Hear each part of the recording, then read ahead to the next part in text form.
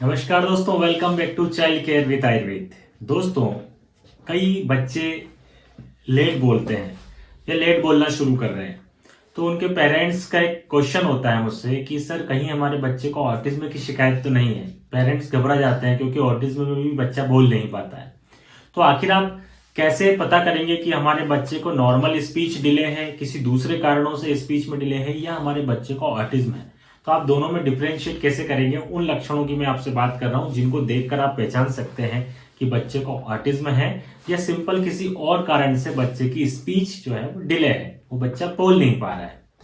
तो दोस्तों, सबसे पहला जो लक्षण है वो यही है कि नॉर्मल जो बच्चा होता है, 1-2 साल का बच्चा होता है, वो दूसरे बच्चों के साथ खेलना पसंद करता है, दूसरे बच्चों के साथ अच्छे से घुल मिल जाता है, वो अकेले खेलना पसंद नहीं करता। लेकिन जो ऑटिज्म के बच्चे होते हैं वो अकेले खेलना पसंद करते हैं, उनको दूसरों के साथ ना घुलना मिलना पसंद नहीं होता। पहला लक्षण ये होता है। दूसरा लक्षण होता है दोस्तों कि 1-2 साल का जो बच्चा होता है वो यदि उससे कोई चीज चाहिए, वो बोल नहीं पा रहा है, एक सिंपल बच्चा है, वो बोल नहीं पा रहा है और उसको कोई चीज चाहिए तो वो अपने मम्मी का हाथ पकड़ कर ले जाता है और उसकी तरफ पॉइंट आउट करता है, जैसे वो इशारा करता है कि मुझे ये चीज चाहिए। लेकिन वहीं अगर हम दूसरी ओर बात करें कि यदि वो बच्चा ऑटिज्म से पीड़ित है तो वो बच्चा पॉइंट आउट नहीं कर पाता। वो अपनी मम्मी को पकड़कर वहां ले जा सकता है लेकिन तब भी, और उधर देखेगा भी, लेकिन पॉइंटिंग नहीं कर पाएगा वो कि मुझे ये चीज चाहिए, ऐसा नहीं बताता।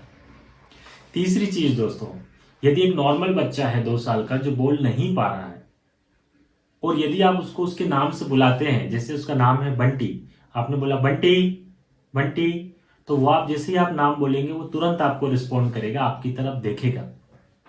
वहीं पर यदि एक ऑटिज्म का बच्चा है तो वो नाम से रिस्पॉन्ड नहीं करता है, आप उसके नाम से उसको बुला रहे हैं लेकिन वो आपकी तरफ नहीं देखेगा, आपकी तरफ ध्यान नहीं देगा।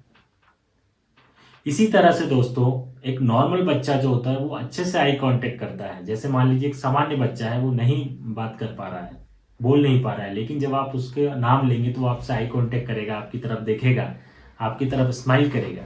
वहीं पर एक ऑटिज्म का जो बच्चा है वो आपसे आई कांटेक्ट नहीं करेगा। कुछ बच्चे आई कांटेक्ट करते भी हैं लेकिन अधिकतर बच्चे आई कांटेक्ट नहीं करते हैं।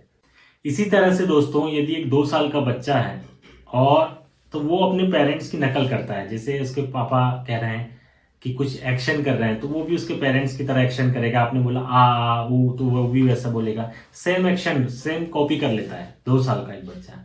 लेकिन वहीं पर यदि वो बच्चा ऑटिज्म से पीड़ित है तो वो कॉपी नहीं कर सकता या नहीं कर पाता है। एक सामान्य टिपिकल 2 साल का बच्चा अकेला खेलना पसंद नहीं करता, वो अपने मम्मी के साथ, पापा के साथ या दादा दादी जो भी घर में है उनके आसपास खेलेगा। भले ही वो अकेला खेले लेकिन उनके आसपास रहकर खेलेगा, अकेले कमरे में अकेले रहना पसंद नहीं करेगा। वहीं पर यदि एक ऑटिज्म का बच्चा है तो वो अकेले खेलना पसंद करता है। यदि आप उसको किसी अकेले कमरे में छोड़ देते हैं तो वो अपने खिलौने के साथ में खुद से खुद खेलता रहता है। उसको जरूरत नहीं है कि मुझे मम्मी के पास जाना है, पापा के पास जाना है या दादा दादी के पास जाना है। वो अपना अकेला अपनी दुनिया में मस्त रहता है और अपना अकेला खेलता रहता है।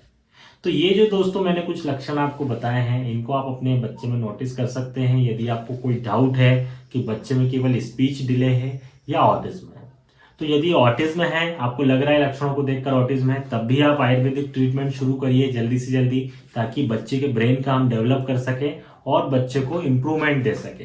क्योंकि ऑटिज्म के लिए एलोपैथी में या अंग्रेजी में कोई दवाई नहीं है, लेकिन आयुर्वेद में ऑटिज्म के लिए अनेक उत्तम उत्तम औषधियां हैं जो मेद रसायन का काम करती हैं और बच्चे के ब्रेन का डेवलपमेंट करती हैं, उसका कंसंट्रेशन पावर बढ़ाती हैं, उसका अटेंशन पावर बढ़ाती हैं, बच्चे का आईक्यू लेवल बढ़ाती हैं। वहीं दूसरी तरफ यदि स्पीच डिले का बच्चा है कि वो लेट बोल रहा है, तो वहां पर भी आयुर्वेद बहुत अच्छा काम करता है और उनके कारणों का पता करके कि क्यों आखिर बच्चा लेट बोल रहा है, उसका रीजन क्या है, तो उसके आधार पर भी जब बच्चे को बोलने के लिए जो दवाई दी जाती है तो उससे बच्चे में स्पीच की रिकवरी बहुत फास्ट आती है और बच्चा बोलना शुरू करता है। तो किसी भी केस में यदि आप बात करें, दोनों तरफ से आप ले लें, वहां पर आयुर्वेद का ट्रीटमेंट बेस्ट होता है। इसलिए आप लेट ना करें बच्चे को और जल्दी से जल्दी आयुर्वेदिक ट्रीटमेंट शुरू करें, क्योंकि ये परिस्थितियां ऐसी हैं कि इसमें जितना जल्दी आप कांटेक्ट करेंगे, जितना जल्दी आप आयुर्वेदिक मैनेजमेंट शुरू करेंगे, तो उतनी जल्दी बच्चे को रिकवरी होगी, उतनी ज्यादा से ज्यादा रिकवरी होगी। जय हिंद, जय भारत।